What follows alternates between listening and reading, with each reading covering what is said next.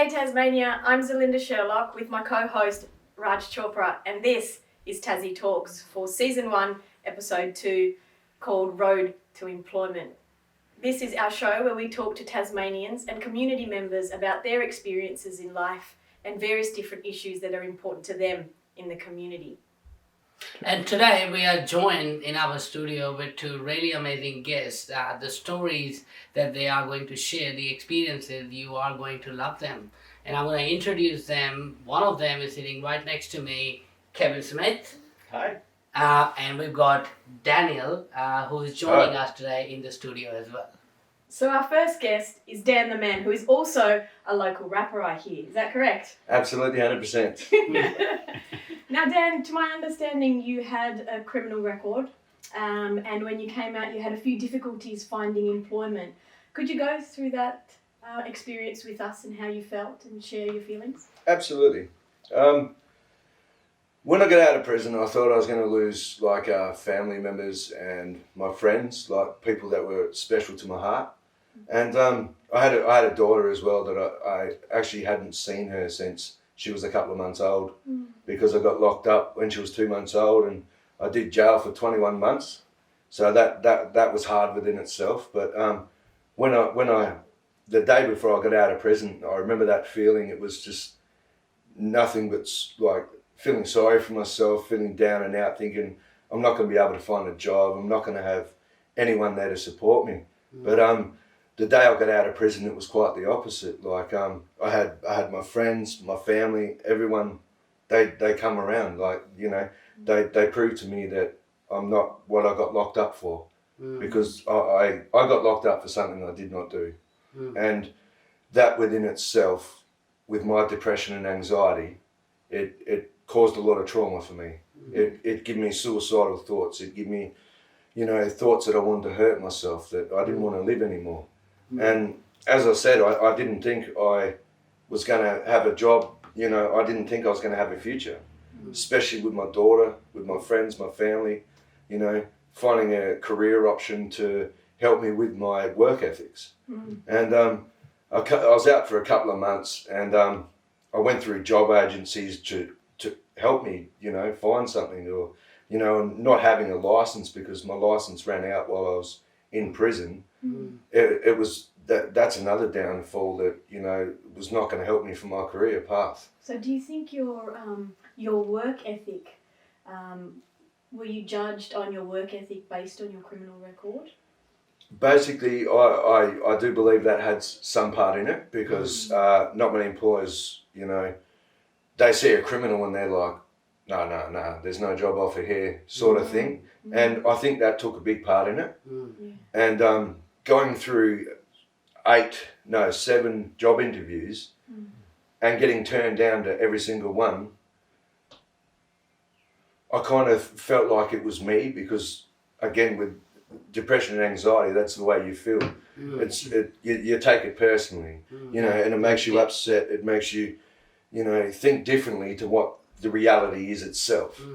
But I believe the reason I went to prison, or the fact that I was in prison, had a big part in getting turned down for so many job offers. But this one day, I remember it quite well, because it was just about the best day of my life, other than my daughter being born. When I felt hopeless, I felt like giving up, I had a message, it was a phone call first from a friend, and they said, oh look, I know a guy that owns a construction business, and I believe that this could be your path to finding an awesome career. And I'm like, who is this guy? Let's go. Let's do something. I really want to see this guy. You know, this could be my career option. Because being locked up in prison, I completed 18 certificates and courses. Wow. And that's something. You know, that's something within itself. But basically, the reason I did that was to make my daughter proud of her father. Absolutely. Like my daughter's my best friend, she is my number one, and no one will ever replace that. And to make her proud, of the person I am, like she is today, Yeah. is amazing. Absolutely. Because I got out of prison and I'd done something with my life. Yeah. Like before I went to prison, I was on marijuana. I've been on drugs my whole life, pretty much most of my life, from the age of 14 to 30, and because when I was younger, I let God into my life. I believe in God. I've become a Christian, and I sort of let him go again because I got in the drug scene, like marijuana, drinking every weekend, and it was, it wasn't a good path, but I didn't see it right there, and at the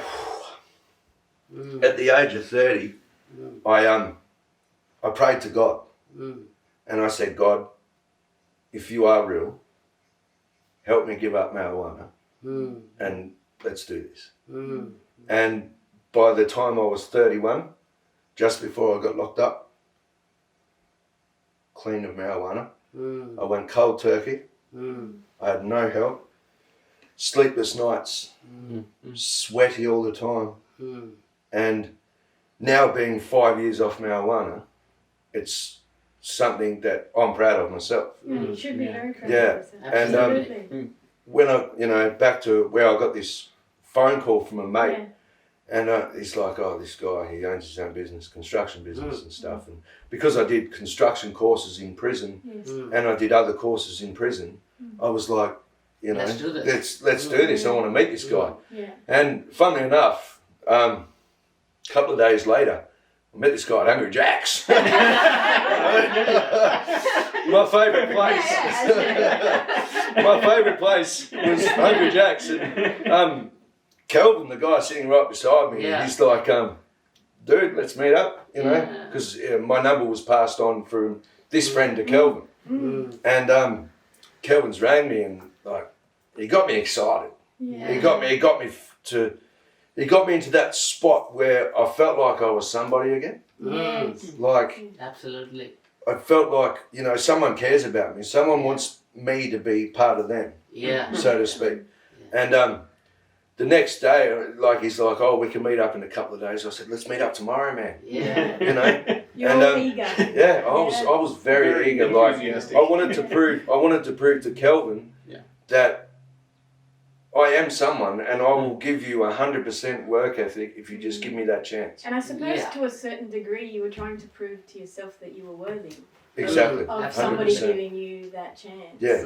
Like, with all them months of going through, thinking down on myself because I went to prison and thinking, no one's going to love me, no one's going to like me, no one's going to give me a chance. And just for Kelvin to ring me and say, I want to give you this chance, I want to meet you, let's do this. So Dan, just focusing on that employment part, Kevin, we know we're going to talk about Kevin now a little bit, what amazing person you are, known as Piano of Tasmania and the other initiatives that you've done. What made you, when you heard about Dan from this friend and, they told you literally about, what he's been through and stuff like that, what made you, give him a chance despite all that we just heard from Dan now? Yeah, I guess it's my experience that people, if they're given a chance, they actually want to be the best person they can be. Yeah. Like nearly everybody. I mean, regardless of their history and experiences and so on. Given a little bit of encouragement, given a chance, they want to be their best person. And so, we started a business earlier this year to employ refugees and just give them a leg up into the construction industry. Yeah. And then this friend calls me up and says, I've got a mate, he's not a refugee. Yeah. And so my first thought is, no, well, we can't do it. The business is specifically for refugees, right? Yeah. And then he started telling me a little bit about his bio and history. And I started thinking, well, could we make this work? Could it work? And even before I met Dan, just going this processing in my head, what would it look like for me to employ a Caucasian man? And I was thinking through the refugees that I employ have English as a second language. Yeah. And they bias towards English on the work site. Yeah. Bias towards their own language on the work site rather than English. And so, if we put a couple of English speakers alongside them, then that could be a good thing. Yeah. And so there was kind of that conversation going on in my head before I met Dan. Yeah. And then I think it was within a day or so of getting a call from a friend. I rang Dan up and we met and over burgers. I can't remember what it was. It was burgers and chips. Well, you won't mind me asking this question: who paid the bill? The boss. And so I won't meet you without him paying, man. this is how you get a meeting, right? Is you pay for lunch. No. And so we met, and Dan came across as just being hungry. Yeah. Like he really wanted to prove himself. He really, like, he was going to take the opportunities that were given to him and run with them as hard as he could. And that was the full impression that I got. Yeah. And so, just, I don't know. I mean, it's inside of me to just so say, right, let's help. Yeah, when you talk about, we all heard about in different media channels and news when you started the initiative giving jobs to people whose English is not that good or English as a second language.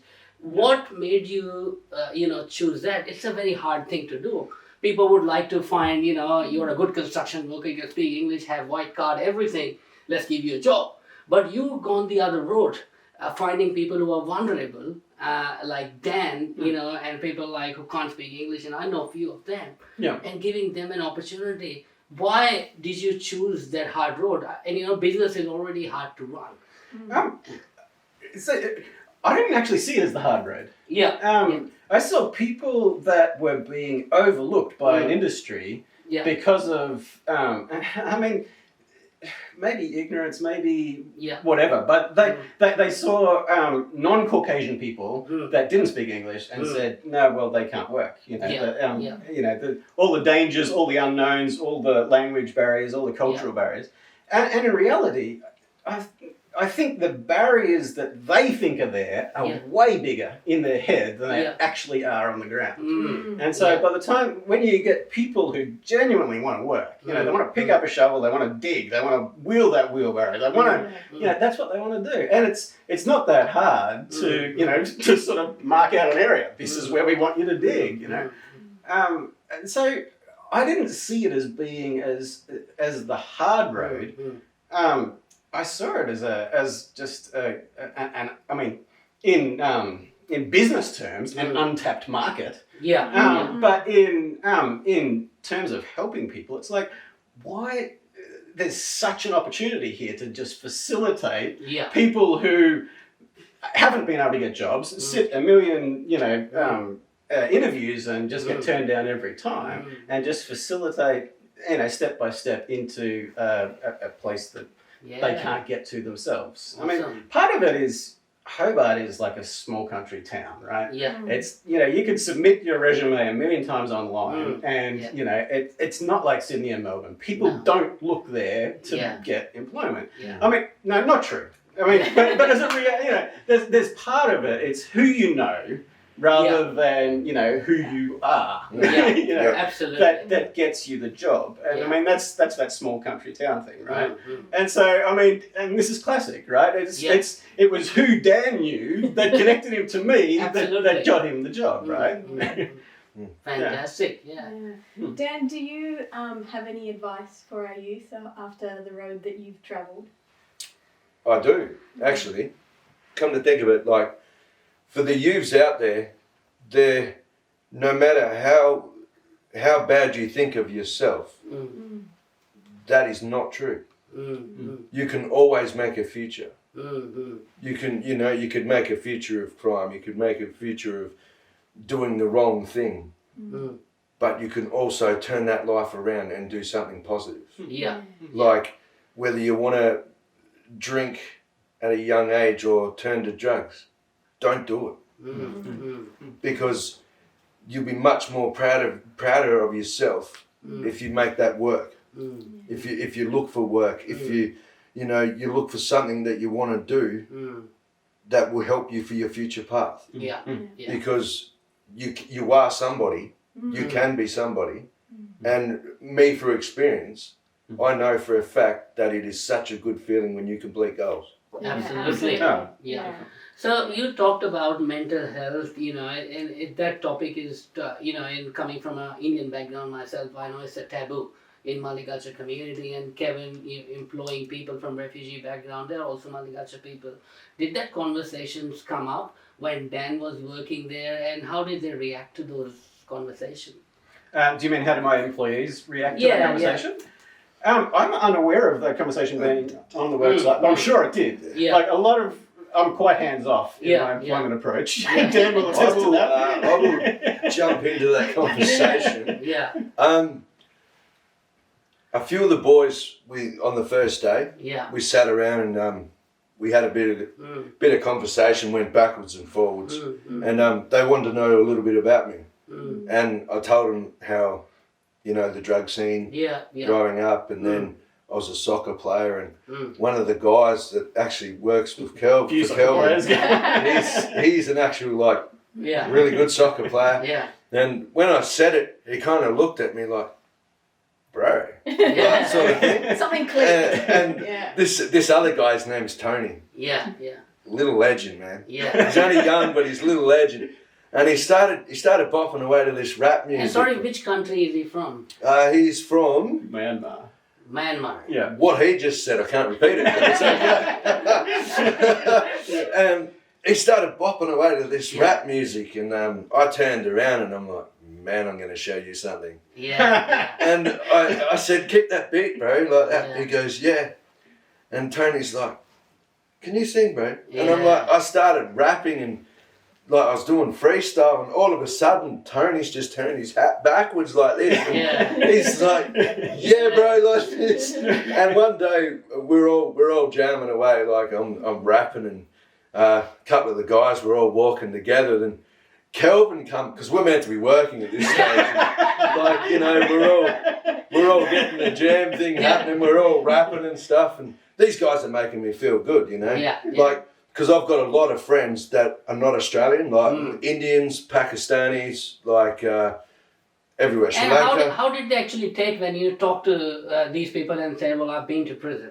How did they take that? Were they scared of you a little bit? Or? One or two kind of step back, like, oh, he's been to prison. Wow, they're meant to be bad people. Yeah. That's the feeling I got. That's a stereotype. But because that was the first or second day, because I don't hide who I am or where I've been. Yeah. I tell the story straight. Yeah. And I told him about my anxiety and depression. I told him I've been to prison, and one or two stepped back a little bit, like, I don't want to get too close. This guy's, he's a criminal. He'll probably belt me or something, sort of thing. That's the vibe I got. But after a couple of days of these guys getting to know me, it was just like, oh, can I add you on Facebook, bro? Oh, can we become friends, Yeah. And I'm like, yeah, let's do it. And one of the guys that kind of stepped back a little bit after, the next weekend, after 5 solid days of us working together, on a Saturday night, he's rang me via video call on Facebook, and we chatted for about half an hour. So certainly the barriers that Kevin, I think Zelinda is trying to break, it actually worked a little bit for you, isn't it? Yeah, I mean, I think Dan became the life of the party. I mean, Dan and Tony, they're working from one end of the site to the other end of the site. You demand, no, you demand.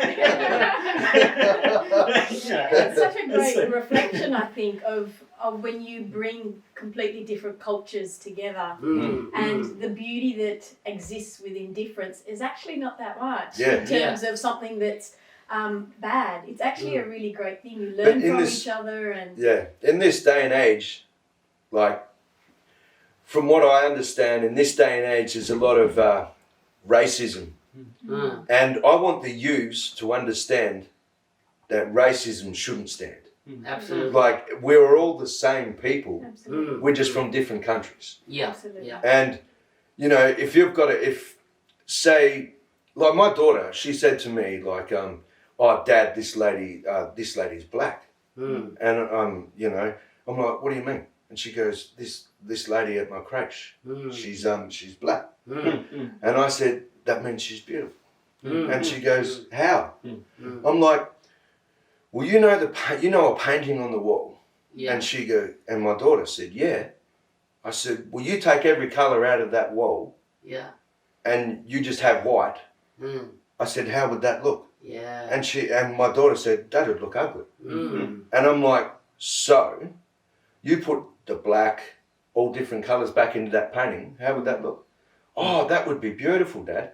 And I said, well, that's the same as people, sweetie. Yeah. And she goes, what do you mean? And I said, you've got white people, you've got black people, you've got dark coloured people. Mm. And she said, yeah. And I'm like, aren't they beautiful? Mm. And she goes, oh, this black lady's beautiful. I said, there you go. Yeah. I said, That's a great advice. I think it's it's a really important lesson actually at the moment, as we constantly hear from our migrant and multicultural communities with regards to racism. I think that's a really beautiful analogy that you've told your daughter, and I hope that it's something that resonates with a lot of people in terms of how they want to view the world when it comes to difference. Yeah. So I just but one of my experiences, right? I've been in the construction industry now 3 years, and for the first 2.5 years, I think I met one guy that was from Africa, who was working with some electricians.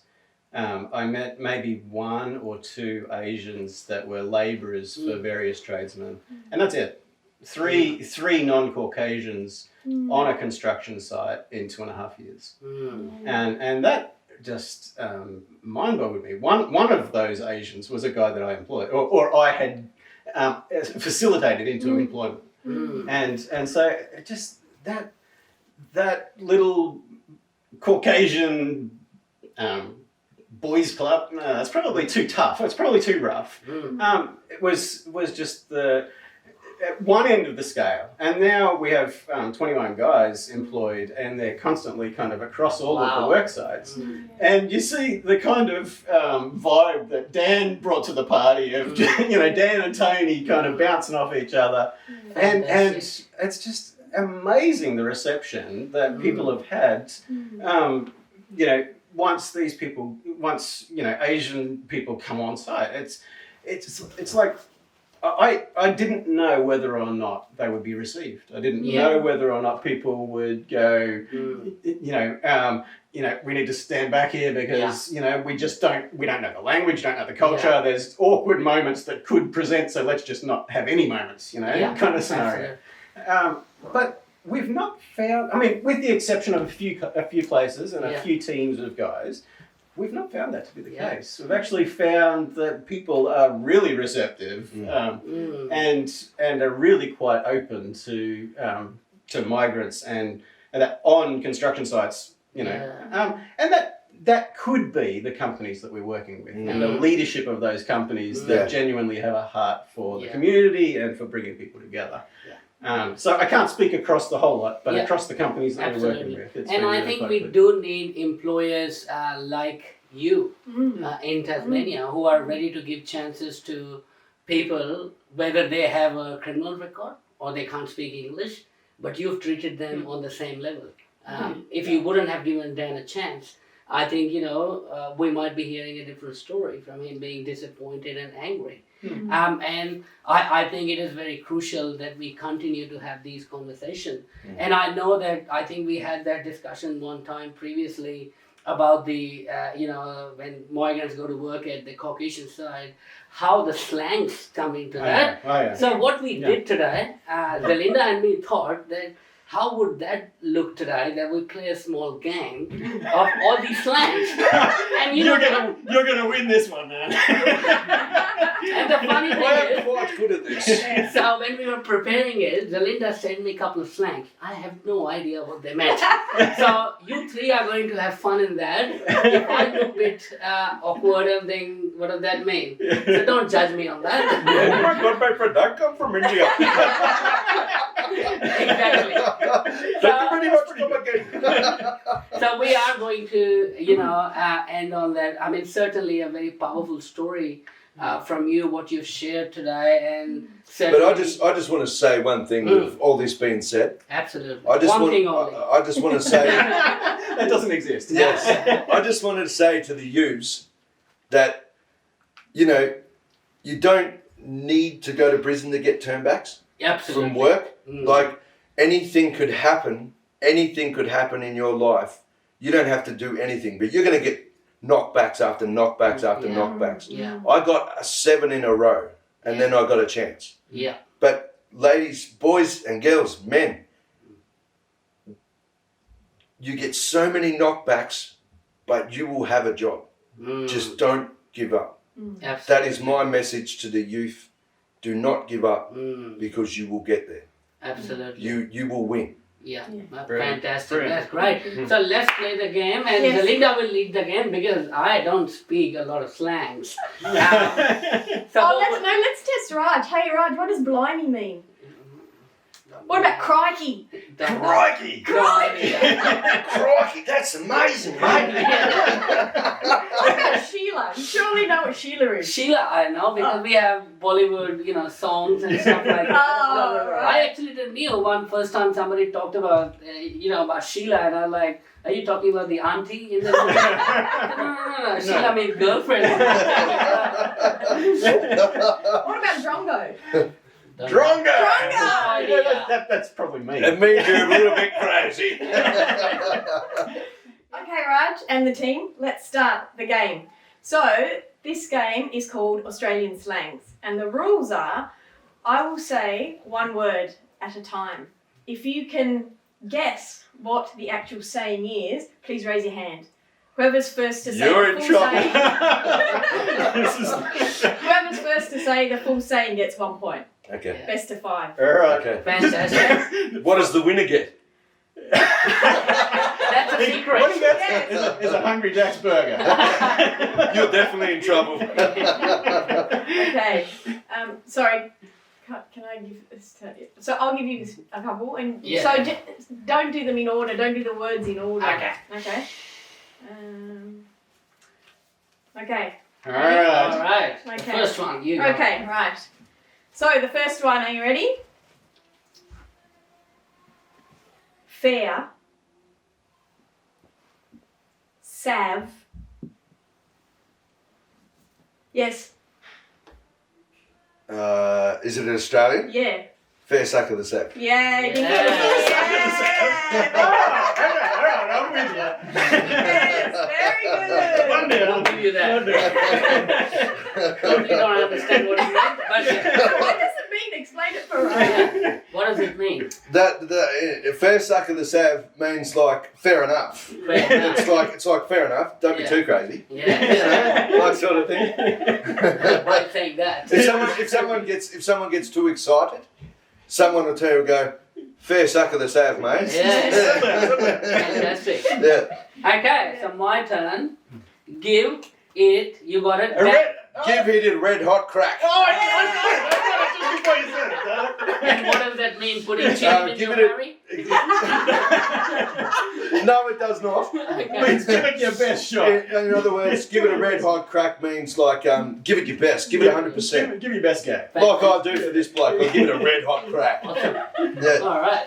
Okay, ready? The Yep. next one, I'm not going to say the words in order, You're right. Okay. and I'll pause it at least 1 second or two, Okay. okay? Mate. Shield. Yep. She'll be right, mate. Yay! What does that mean? Yeah. What does that mean? That means she'll be right, mate. That's what it means, right? And what about if it's a he? Yeah. Oh, no, you can do that either as well. That's fine. He'll be right, mate. He'll be right, mate. That doesn't That roll. doesn't sound That doesn't roll. She'll be right, mate. Okay, my turn. Shrimp. Yep. Wow. No. Put a shrimp on the barbie. Wow. And what does that mean? Just cooking a shrimp on Yeah, put a shrimp on the barbie. How many? You have about 4 points Yeah, now. this is Jim. true. Yeah, you're Come on. okay. Come on. All right. Let me just. Okay, ready? Okay. Wool. Eyes. I was there. Don't pull the wool over my eyes, bro. And what does that mean? Don't pull the wool over my eyes. It's mean don't lie to me and think I'm going to believe Don't you. try this. Fantastic. Yeah. You should actually ask him to run some classes on Yeah, that. I think we need this. That's one of the reasons I employed him, right? It's like, you better speak Aussie, man. Bring Mate, us I'm on 4, you're on 1. Yeah. What are you doing? Okay, so is that the last one I got or you got one more? No, you go, yeah. Last one, I think. Them, piss, were, fire. I don't know this one at all. Okay, I think we are getting you now, Dan. Come on, man. I was confused with the other one, actually. That was... Wouldn't, them, they, were, fire, piss. Piss. Piss. Fire. Wouldn't. Wouldn't piss on the fire. I guess that makes sense. So it Hang on, wouldn't stop. piss on them if they were on fire. Oh, Oh, I okay. don't know what that means. I certainly understand it. I wouldn't piss on them if I were on fire. Means I don't they really like clearly it. do not like the person. I don't Yeah. like them very much at all. Yeah. So what's that? 5-1. Good one. Good job. I think that goes to the team. Yeah, absolutely. All right, fantastic. I think it's great to have you both, and I think apart from the laughter, the conversation we got, I think it's going to help a lot of people just get a bit of an insight as to how hard it is to find employment. Sometimes for many different demographics, whether it's non-English speaking, whether somebody with a record, whether somebody just not having a driver license and things like that. So I think thank you very much for being on the show, Kevin and Dan. And Dan, you've really, what you've said tonight and spoken about, I think it's very powerful to share something like that. So thank you very much for sharing that. Zelinda, do you want to say anything, last thing to our guests? I just want to say thank you very much for coming on the show and for sharing your stories. And I think one of the most important things I think that Dan actually talked about is never giving up. He also spoke about how differences actually are very minor in terms of how we get along with people, and we can actually enjoy those differences together and build a better community. Fantastic. Absolutely. Thanks for having us. It's really great. Thanks for inviting us It's on. really- Yeah, yeah, it's it's been been fun. great. Thank you for coming on. Absolutely. It's awesome. 5-1. 5.